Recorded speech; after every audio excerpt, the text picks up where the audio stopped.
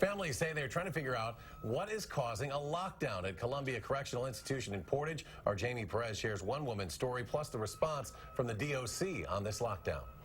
We're now heading into the 8th day of the Columbia Correctional Institution's lockdown. People like Tanisha LaFleur say they haven't been able to get in contact with their loved ones who are housed there. They said the institution was on lockdown.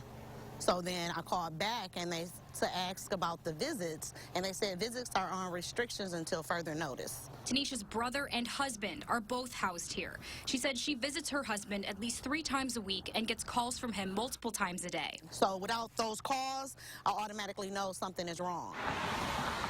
Tanisha showed me this letter, which she got from her husband on Friday. The letter also says that they're not allowing them to take showers. While they wouldn't comment on the situation, the Department of Corrections sent this statement saying CCI was placed in lockdown status to ensure a thorough search of the institution could be conducted. Due to the ongoing process at CCI, we are not commenting on the reason for the lockdown, as it could compromise the integrity and safety of the search or any potentially related investigations. Inmates have received all meals in their cells, including at least 1 hot meal per day. Showers for inmates will continue on a routine basis for the duration of the search. Inmate visitation is suspended, and the institution will remain on lockdown until a thorough search has been completed. I've been visiting my husband in prison for the last 10 years, and there hasn't been a lockdown to this effect. And I've heard of several instances where there has been drugs or weapons or violence and rape and all of those type of things, and there has never been a lockdown for 8 days.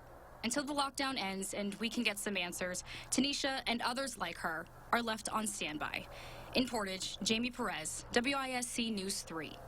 Now, the DOC also tells us lockdowns like this are usually to get rid of any contraband that may have been brought in, but they didn't comment if that was the reason for this lockdown. Anyone with any questions could email the Department of Corrections at docmedia@wisconsin.gov.